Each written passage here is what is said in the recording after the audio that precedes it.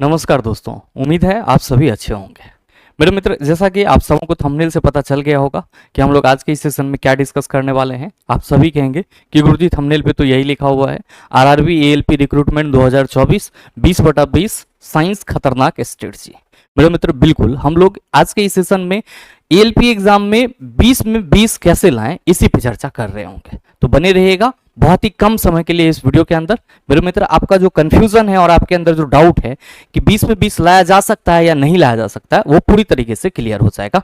बस एक चीज ध्यान में रखिएगा कि आपको इस चैनल के माध्यम से जुड़ना पड़ेगा। और मेरे मित्र, अगर आप सटीक तरीके से हमारे साथ मात्र 40 दिन जुड़ते हैं तो मैं ये गारंटी के साथ कह सकता हूं कि आपने पीछे साइंस पढ़ा है नहीं पढ़ा है इससे कोई मतलब नहीं है, सारा चीज आपका कवर हो जाएगा। बस गारंटी यही होनी चाहिए आपकी कि 40 दिन आप हमारे साथ जुड़े रहेंगे। मेरे मित्र, ध्यान देंगे, आप सबों को मालूम है कि जो अपना एएलपी एग्जाम है उसकी सर जो पैटर्न रहने वाली है वो क्या है। तो आप सभी कहेंगे सर मैथ के 20 क्वेश्चन पूछे जाएंगे, रीजनिंग के 25 क्वेश्चन पूछे जाएंगे, साइंस के 20 क्वेश्चन और जनरल अवेयरनेस के 10 क्वेश्चन। आप सभी ने math, reasoning, science, general awareness को बहुत ही बेहतरीन ढंग से अभी तक क्लियर करा है, इसमें कोई डाउट नहीं है। क्योंकि आपने अगर फॉर्म डाला है तो कहीं ना कहीं मेरे मित्र आप सभी उस हिसाब से तैयारी भी कर रहे होंगे, चाहे कोई भी बाधाएं आए आप सभी लगातार इसमें लगे होंगे। और आप सभी तैयारी में लगे हैं इसीलिए इस वीडियो तक पहुंचे हैं। अगर तैयारी नहीं कर रहे होते तो कोई जरूरत नहीं थी इस वीडियो को क्लिक करने की। सवाल ये है बहुत सारे छात्रों का, सिर्फ एक छात्रों का नहीं, कि गुरुजी मैथ रीजनिंग तो हम लोग फिर भी टैकल कर लेते हैं, लेकिन ये साइंस जो है ये हमें परेशान करता है और साइंस में 20 में से 20 लाने की हम लोग सोच भी नहीं पाते हैं। और क्या यह संभव है कि 20 में 20 लाया जा सकता है? तो मेरे मित्र, मैं इस सवाल का जवाब बहुत ही छोटे शब्द में देना चाहूंगा कि 20 में से 20 लाना सर मतलब बिल्कुल ही संभव नहीं है। आप कहेंगे सर आप फिर 20/20 क्यों लिखे? इसलिए लिखे क्योंकि जो मैक्सिमम मार्क की रेंज होती है वो 20 में से आप सर कहां तक पहुंच सकते हो? तो सर 18 प्लस पहुंच सकते हो, मतलब आप 19 तक जा सकते हो। बोले तो 20 आप इसलिए नहीं छू सकते हो कि आप लाख भर के जाओगे, आपके पास प्रेशर इतनी ज्यादा होगी, आपको एग्जाम हॉल में इतने ज्यादा बर्डन महसूस होंगे कि आप वहां पे जानते हुए भी कुछ ना कुछ गलती करोगे।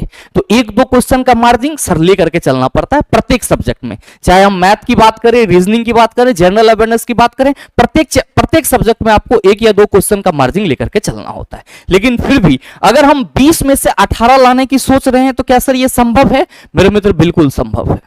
100% गारंटी के साथ कह सकता हूं कि ये चीजें संभव है अगर आपने ईमानदारी से और शिद्दत से सर 40 दिन अच्छे तरीके से मेरे कहे हुए बातों को आपने सर अनुसरण कर लिया तो मैं ये गारंटी और दावे के साथ कह सकता हूं कि आप 20 में से 18 प्लस तो स्कोर कर ही कर सकते हैं। अब सवाल यहां पे ये है कि सर ये जो साइंस है इसमें सवाल किस टाइप के पूछे जाते हैं? तो मेरे मित्र, आप सभी ने अगर प्रीवियस ईयर क्वेश्चन पैटर्न देखा होगा 2018 का तो आपको कहीं ना कहीं अंदाजा लग गया होगा। क्योंकि टेक्निकल पोर्शन का एग्जाम है तो मेरे मित्र इसमें जो आपको सवाल देखने को मिलते हैं उसमें फिजिक्स और केमिस्ट्री का वेटेज ज्यादा रहता है और बायोलॉजी का जो वेटेज है वो थोड़ा कम मिलता है।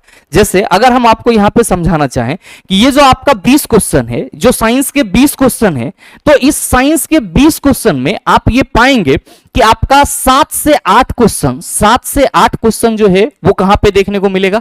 फिजिक्स से देखने को मिल सकता है। और अमूमन जो है आपका 7 क्वेश्चन के आसपास जो है वो किससे देखने को मिल सकता है? केमिस्ट्री से देखने को मिल सकता है। और मेरे मित्र, आप ये मान के चल सकते हो कि 5 से 6 क्वेश्चन के बीच जो है वो आपको बायोलॉजी का देखने को मिल सकता है।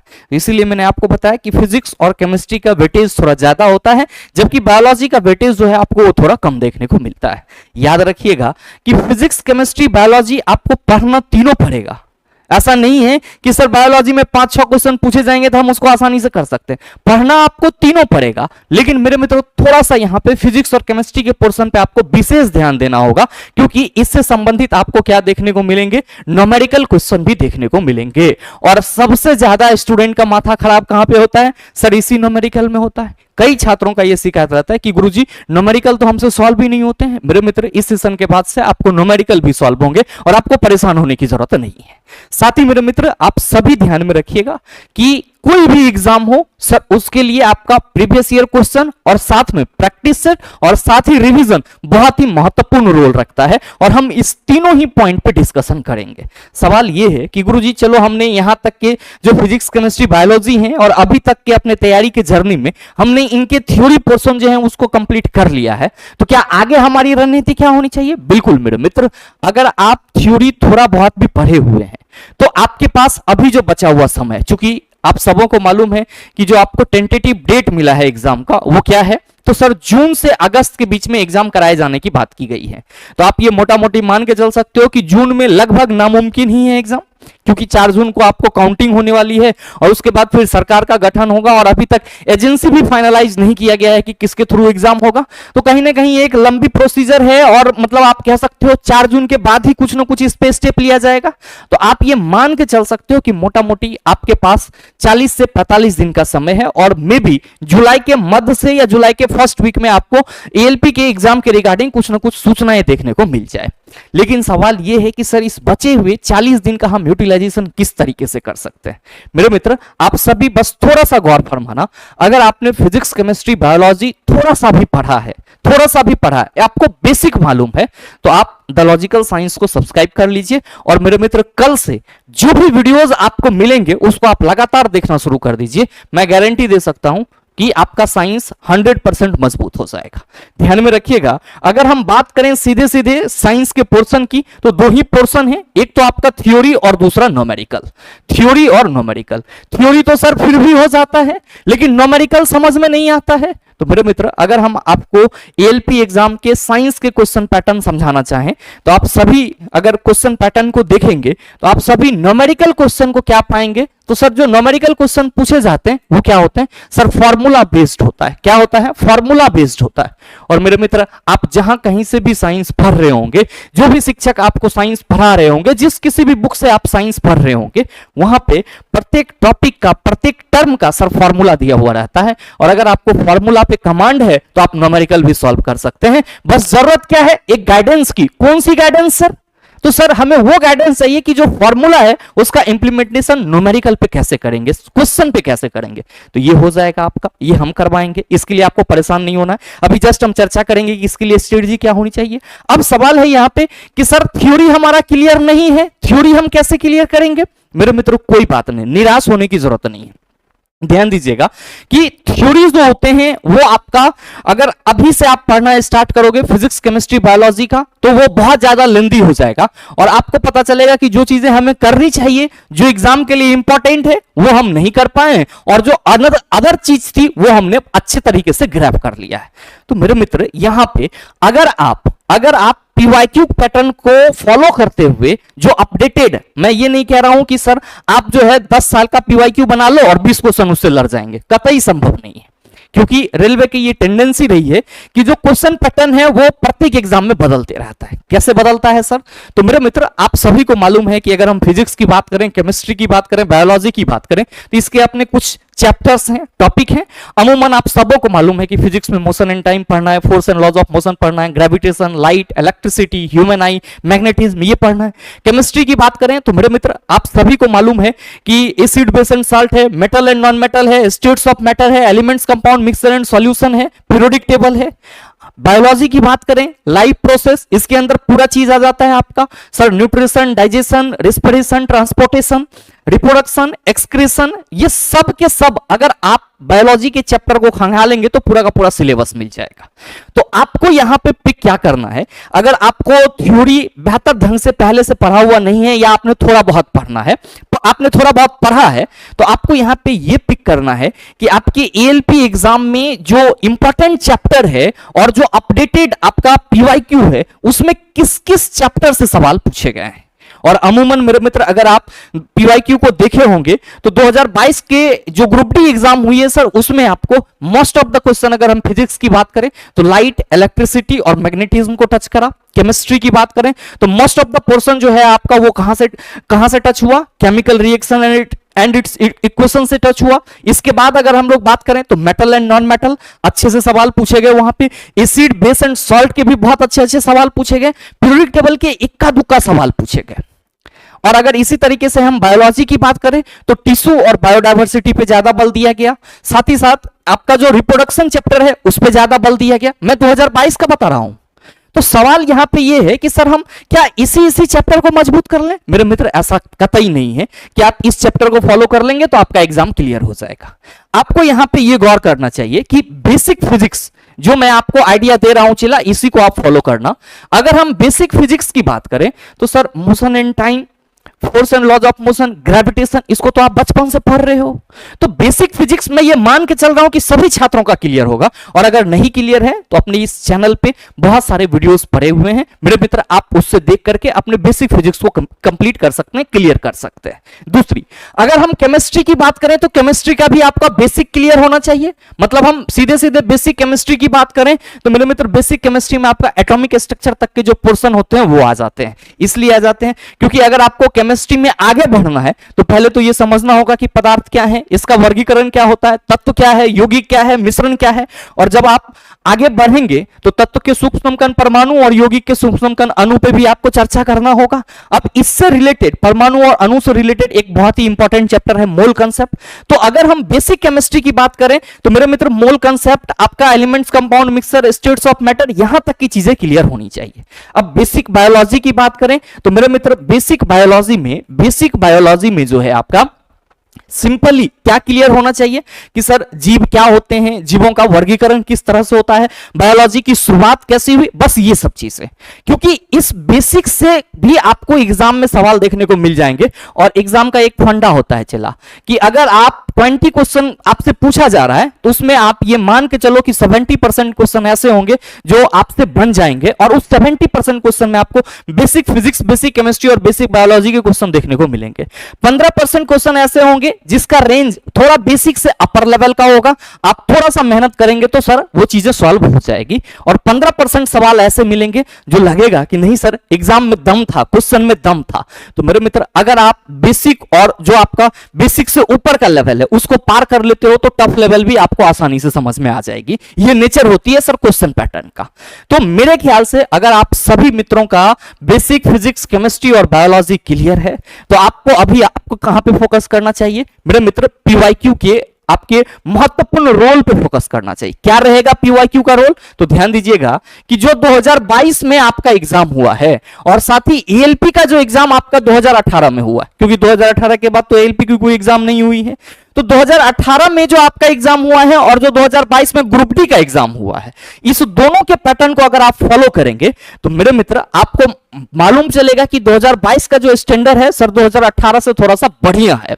अब बढ़िया इन द सेंस कि सर जो 2022 में क्वेश्चन पूछे गए हैं वो NCERT exemplar cut copy paste है। तो सवाल यहां पे ये आता है कि गुरुजी क्या हम एनसीईआरटी एग्जाम्पलर कर लेंगे तो हो जाएगा? ध्यान दीजिएगा यहां पे कि मेरे मित्र 2018 के पैटर्न में अगर आप देखेंगे सवाल, तो जो मैंने बेसिक फिजिक्स, केमिस्ट्री और बायोलॉजी की बात करा ये मेरे मित्र आपका क्लियर हो जाएगा, चाहे आप फिजिक्स की बात करो, केमिस्ट्री की बात करो, बायोलॉजी की बात करो। हाँ, जो चैप्टर मैंने बताया वो क्लियर होना चाहिए।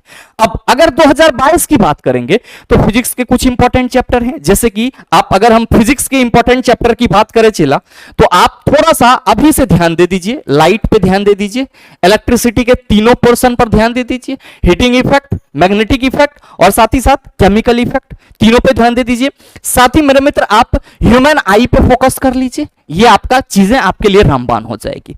केमिस्ट्री की बात करें तो बेसिक केमिस्ट्री में मेरे मित्र आप सभी बेसिक केमिस्ट्री अगर क्लियर है तो 2022 के पैटर्न को देखते हुए चला आप जो है क्या कीजिए कि थोड़ा सा केमिकल रिएक्शन को बढ़िया तरीके से चीजों को टैकल कर लीजिए, ये ज्यादा बेटर रहेगा। साथ में मेरे मित्र आप मेटल एंड नॉन मेटल और एसिड बेस एंड सॉल्ट, और याद रखिएगा एएलपी एग्जाम में ऑर्गेनिक केमिस्ट्री से भी सवाल पूछे जाते हैं, तो ऑर्गेनिक को मिस नहीं करना है। और साथ ही मेरे मित्र पीटी, इस पे आप पकड़ बना लीजिए, आपका काम सफल हो जाएगा।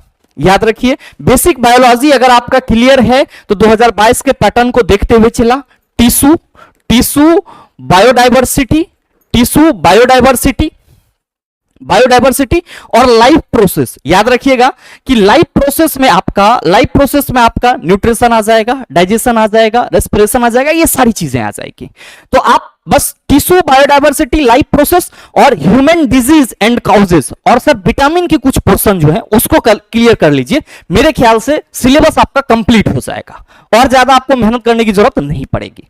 तो पीवाईक्यू का पैटर्न बस इतना ही है कि आपको पूरे पीवाईक्यू 2018 से 2022 तक 40 दिन में पढ़ना संभव नहीं है। तो आपको क्या करना है कि सर इस चैप्टर के जो पीवाईक्यू है उस पे आपको ज्यादा फोकस करना है, खास करके 2022 वाला। और 2018 तो मैंने कितना बार आपको पढ़ाया है, और अगर आप इस परिवार से जुड़े हैं तो मुझे नहीं लगता है कि आपको कोई दिक्कत होगी। अब दूसरा कि सर प्रैक्टिस सेट का क्या रोल रहने वाला है। मेरे मित्र, प्रैक्टिस सेट का बहुत ही अहम रोल रहने वाला है। क्यों? क्योंकि बगैर प्रैक्टिस सेट के काम बनने वाली नहीं है। याद रखिएगा कि प्रैक्टिस सेट तभी आपके लिए फायदेमंद है, प्रैक्टिस सेट तभी आपके लिए फायदेमंद है जब सर चारों ऑप्शन को डील करते हो। क्या होगा इससे? तो सर जो क्वेश्चन है उसका आंसर तो हमें मालूम चलेगा ही चलेगा, साथ में जो बाकी के 3 क्वेश्चन है वो उस क्वेश्चन के इर्द गिर्द के माहौल को क्लियर करेगा। तो आप ये बताओ कि अगर आप लगातार प्रैक्टिस कर रहे हो और जहां पे भी कर रहे हो वहां पे चारों ऑप्शन का एक बेहतर आपको डिस्कशन मिल रहा है, तो ना सिर्फ आप एक क्वेश्चन सॉल्व कर रहे हो, उस एक क्वेश्चन के माध्यम से आप 3 एक्स्ट्रा क्वेश्चन सॉल्व कर रहे हो। तो अगर आप 20 क्वेश्चन की प्रैक्टिस सेट कर रहे हो और सही तरीके से डिस्कशन कर रहे हो, तो मेरे मित्र जो 20 क्वेश्चन है वो आप मान लीजिए कि सर 60 क्वेश्चन आपके बराबर, 60 क्वेश्चन के बराबर है। नहीं 60 क्वेश्चन तो सर 50 क्वेश्चन तो कोई नहीं काट सकता। अब सोचो जरा चिल्ला कि आपका बेसिक क्लियर है, और मैंने बोला कि इस चैप्टर पे आपको थोड़ा सा फोकस कर लेना है अकॉर्डिंग टू पीवाईक्यू। और उसके बाद अगर आप प्रैक्टिस सेट कर रहे हो 20 क्वेश्चन का और उसमें भी चारों ऑप्शन के डिस्कशन के साथ, तो मुझे यह बता दो कि आपको सर एक सेट अगर आप लगाते हो तो मिनिमम आप 50 क्वेश्चन डील करेंगे, 50 चीजें आपके पास रिवीजन के तौर पे देखने को मिलेगी। अगर आप मेरे मित्र 40 दिन में मतलब 40 सेट भी लगाते हो तो 40 और 20 गुना करोगे सर 800 हुआ, और 800 गुना 50 कर दो, आप कहोगे सर 8 पंचे 40, लगभग 4000 क्वेश्चन आपका क्या होगा सर रिवीजन हो जाएगा। और मेरे मित्र एग्जाम से पहले 4000 क्वेश्चन, आप ये कह सकते हो कि इससे बेहतर रिवीजन सर कहीं पे नहीं हो सकता है। तो प्रैक्टिस सेट तो जरूर लगाइए। जितने भी छात्र हैं, अगर आप 20 में से मैक्सिमम नंबर लाना चाह रहे हैं तो मेरे मित्र प्रैक्टिस सेट कंपलसरी होना चाहिए। बल्कि सर इसके लिए हमें कोई टाइम टेबल की जरूरत नहीं है, आज से शुरू कर दो, अभी से शुरू कर दो, चलेगा, कोई बात नहीं है। लेकिन ध्यान में रखिएगा कि यह पैटर्न आपको देखना पड़ेगा। अब सर रिवीजन मेरे मित्र, जब अगर आप 40 सेट लगा लेते हो तो एग्जाम के लास्ट मोमेंट में रिवीजन की जरूरत पड़ेगी। और बहुत सारे छात्र यहीं पे फंसते हैं कि रिवीजन माने क्या हुआ, रिवीजन माने सर पूरा बुक उठा करके हम बैठ जाएंगे। नहीं, रिवीजन जो आपको करना है, याद रखिएगा मात्र 2-3 चीजें। पहला, फिजिक्स पूरा फॉर्मूला आपको रिवाइज होना चाहिए, क्योंकि 1-2 सवाल तो ऐसे मिलेंगे चला जो फिजिक्स फॉर्मूला से डायरेक्ट आप हिट कर दोगे, सॉल्व कर दोगे आसानी से। फॉर्मूला याद है, न्यूमेरिकल भी आप आसानी से बना सकते हो मेरे मित्र। उसके बाद केमिस्ट्री के जितने भी सर इंपॉर्टेंट रिएक्शन है और जो फॉर्मूला है उन सबको आप देख जाओ। मेटल एंड नॉन मेटल में मेटल और ओर आपके लिए इंपॉर्टेंट है, मेटल एंड ओर आपके लिए इंपॉर्टेंट है, इसका रिवीजन टाइम में रिवीजन जरूर करें। सर ऑर्गेनिक केमिस्ट्री में आईयूपीएससी नेम से संबंधित कुछ चीजें आपके लिए सर इंपॉर्टेंट रखेगी और मायने रखेगी, तो आईयूपीएससी नेम को एक बार आप जरूर कवर कर लें। साथ ही मेरे मित्र, चूंकि ईएलपी का एग्जाम है और इसका नेचर रहा है कि केमिस्ट्री में भी ये बहुत सारे न्यूमेरिकल सवाल घुसेरते हैं, जैसे कि मोल कॉन्सेप्ट से हो गया, मॉलिक्यूलर वेट से हो गया, वैलेंसी निकालने से हो गया, तो बेसिक केमिस्ट्री में सारा आ जाता है चला। और मैंने इन सभी टॉपिक पे वीडियो बना रखा, और मेरी ये जो मैंने आपको बोला कि कुछ देर आप बने रहें और 40 दिन आप हमारे साथ रहें, तो 40 दिन फंडामेंटल हमारे माइंड में यही चल रहा है, इन सभी टॉपिक को आपके सामने लाया जाए, ताकि न सिर्फ एएलपी को आप करेक्ट कर पाओ, बल्कि आगे के जितने भी एग्जाम है उन सभी में आप सारी चीजों को फोड़ पाओ। तो सर आईयूपीएससी नेम और ये 3 टॉपिक आपके लिए रिवीजन के लिए बेस्ट है मेरे मित्र। बायोलॉजी में इसी तरीके से आ जाए तो बायोलॉजी में टिश्यू वाले पोर्शन को, सारे टिश्यू को एक बार देख लेंगे, वो क्या है नहीं है वो नहीं देखना है, बस ऊपर से हमको जो टिश्यू के प्रकार हैं उसको देख लेना है। और खास करके रिप्रोडक्शन में हम लोग एक टॉपिक छोड़ देते हैं, जो सेक्सुअल डिजीज होती है, एसटीडी जिसको हम लोग बोलते हैं, या आप कह सकते हो sir sexual transmitted disease, sir उसको हम लोग छोड़ देते हैं, वो नहीं छोड़ना है सर। रिप्रोडक्शन के पोर्शन को आपको रिवीजन करना पड़ेगा। और साथ में मेरे मित्र ध्यान में रखिएगा कि बायोलॉजी में जो कुछ बेसिक बातें, जैसे कि मेजर ब्रांचेज ऑफ बायोलॉजी हो गया, क्लासिफिकेशन ऑफ बायोलॉजी हो गया, इससे सवाल पूछे जाते हैं। और ह्यूमन डिजीज वाले सवाल, ह्यूमन डिजीज को तो आप जरूर ही रिवीजन कर लेंगे, क्योंकि इक्का दुक्का सवाल तो आपको ऐसे ही मिल जाएगा। तो रिवीजन में आपको पूरा रिवीजन नहीं करना है, जो मैंने टॉपिक बताया सर उतना ही रिवीजन करना है। आप कहेंगे कि गुरुजी ये सब चीजें कैसे होगा, ये 4 ऑप्शन का डिस्कशन हमें नहीं मिलेगा। तो मेरे मित्र मैंने इसीलिए कहा आपको शुरुआत में ही कि अगर आप चैनल से नहीं जुड़े हुए हैं तो चैनल को सर सब्सक्राइब कर लीजिए। और ये जो प्रैक्टिस सेट वाली मसला है ना मेरे मित्र, इस प्रैक्टिस सेट वाली मसला को हम सॉल्व करेंगे। कब से करेंगे सर? कल से करेंगे। और ध्यान में रखिएगा 4 ऑप्शन के फुल एक्सप्लेनेशन के साथ हम लोग कल से शाम को सर प्रत्येक दिन 35 लेक्चर देखेंगे, यानी कि 35 डेज का जो चैलेंज है वो आप सबों के सामने होगा। प्रत्येक दिन हम 20 क्वेश्चन करेंगे, 20 के चारों ऑप्शन को डील करेंगे। तो ये प्रैक्टिस सेट का मसला हमने आपका सॉल्व कर दिया।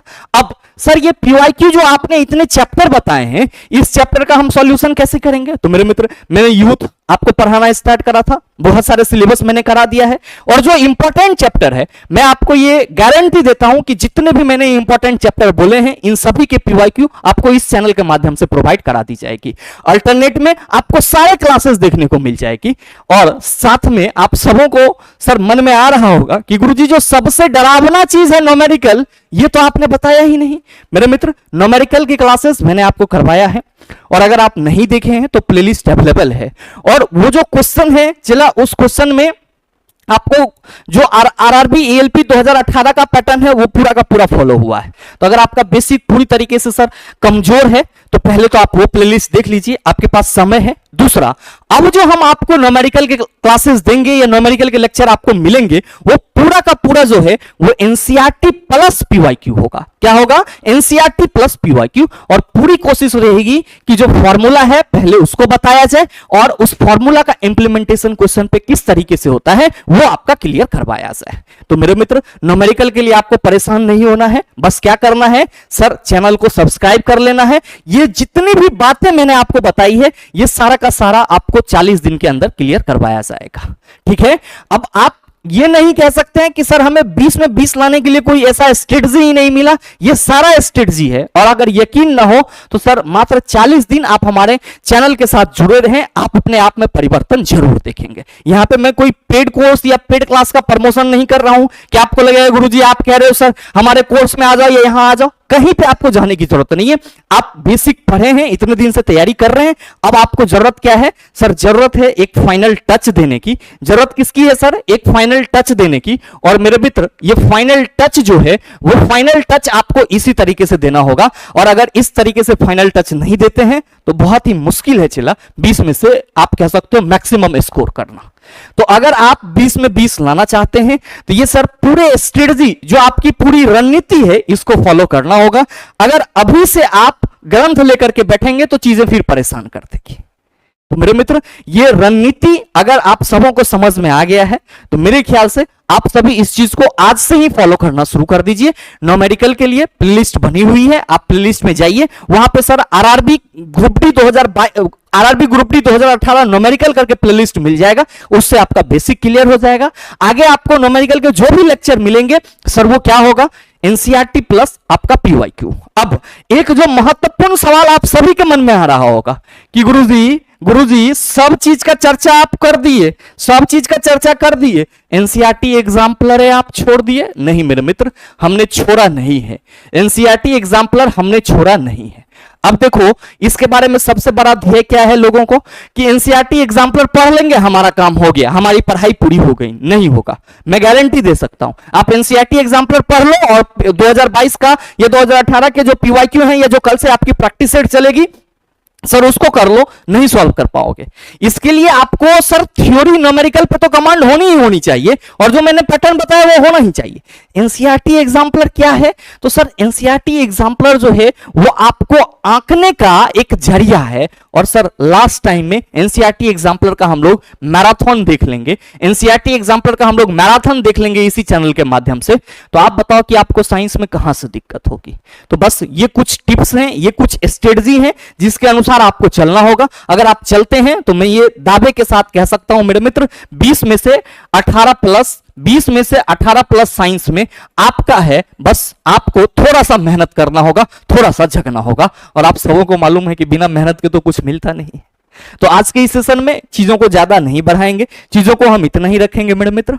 अगर आप भी 20 में से मैक्सिमम स्कोर करना चाहते हैं तो मेरे मित्र इस चैनल के माध्यम से आप सभी जुड़ जाइए। और इस चैनल के माध्यम से जो भी लेक्चर आगामी 40 दिन में आपको मिल रही है मेरे मित्र, आप उसको कंप्लीट देखने का कोशिश कीजिए। आपका जो बेड़ा है वो पार हो जाएगा। तो मुझे उम्मीद है कि ये स्ट्रेटजी आप सबों को समझ में आई होगी और कहीं ना कहीं आप सर भरोसे के साथ अपने इस परिवार के साथ जुड़ेंगे भी। और साथ ही मेरे मित्र, अगर आपको ये स्ट्रेटजी और ये वीडियो अच्छा लगा है तो इस वीडियो को अपने दोस्तों के साथ शेयर जरूर कीजिएगा। चैनल पे नए हैं तो सब्सक्राइब करके बेल आइकन दबा लीजिएगा, ताकि इस तरह के एग्जाम रेलेवेंट वीडियो का नोटिफिकेशन सबसे पहले आपके पास पहुंचे और आप उसको सबसे पहले देख पाओ। मिलते हैं फिर अगले सेशन में, तब तक के लिए best of luck. Thank you, have a nice day.